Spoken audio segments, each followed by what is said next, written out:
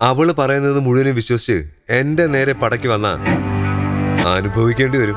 ഓഹോ, നിത്യക്കുണ്ടായ അതേ അനുഭവം എനിക്കുണ്ടാവുമെന്നാണോ ഭീഷണി?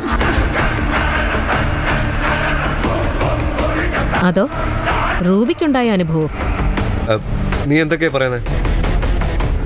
ഏത് റൂബി? നിങ്ങൾക്കറിയില്ലേ? SI റൂബിയെ നിങ്ങൾക്കറിയില്ലേ?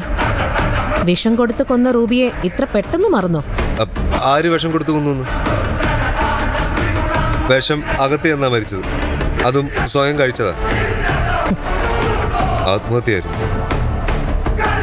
അവരിവരും പറയുന്നിട്ട് ഓരോന്ന് പറഞ്ഞുണ്ടല്ലോ. എന്നെ നിനക്ക് ശരിക്കും അറിയില്ല. എനിക്കറിയാം, നന്നായിട്ടറിയാം. എന്താ എന്താ രണ്ടുപേരും കൂടി വഴിതടയൽ സമരമാണോ? എന്താ ശരത്തെ, എന്താ നീ പ്രിയോട് സംസാരിച്ചേ? വരുന്നവരോടും പോകുന്നവരോടും എല്ലാം എനിക്കെതിരെ പറഞ്ഞു കൊടുത്തോണം. എന്നിട്ട് അത് അതേപടി വിശ്വസിച്ചോളാൻ വേറെ ചിലരും. അങ്ങനെയാണ് കാര്യങ്ങളുടെ പോക്കെങ്കിൽ എനിക്കും ചില തീരുമാനങ്ങൾ എടുക്കേണ്ടി വരും.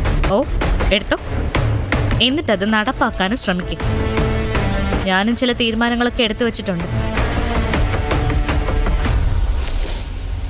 സമയമാവുമ്പോ ഓരോന്നും പുറത്ത് വന്നോളൂ. അതുവരെ ദയവ് ചെയ്ത് നീ ഒന്ന് കാക്കണം. ഇവനെ പോലുള്ള വൃത്തികെട്ടവന്മാരോടൊക്കെ സംസാരിക്കാൻ നിൽക്കരുതെന്ന് ഞാൻ നിന്നോട് പറഞ്ഞിട്ടില്ലേ? വെറുതെ അടുത്തുകൂടി പോയാൽ മതി, കുഴപ്പം.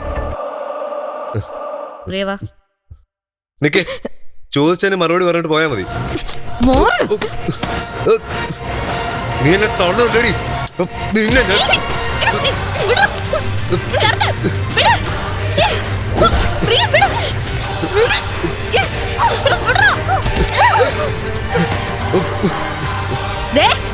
ഇവളെ എങ്ങാനും തൊട്ട ആ കൈ ഞാനങ്ങ് വെട്ടും.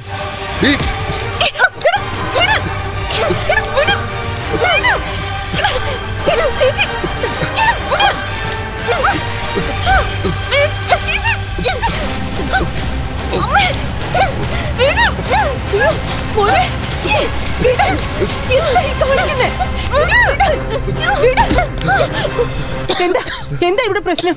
ഇവളെന്നെ തള്ളിയമ്മേ. പ്രിയയോ? അതെ, എന്നെ മുറിയിലേക്ക് പോകാൻ അനുവദിക്കാതെ തടഞ്ഞപ്പോഴമ്മേ എനിക്കങ്ങനെ ചെയ്യേണ്ടി വന്നത്.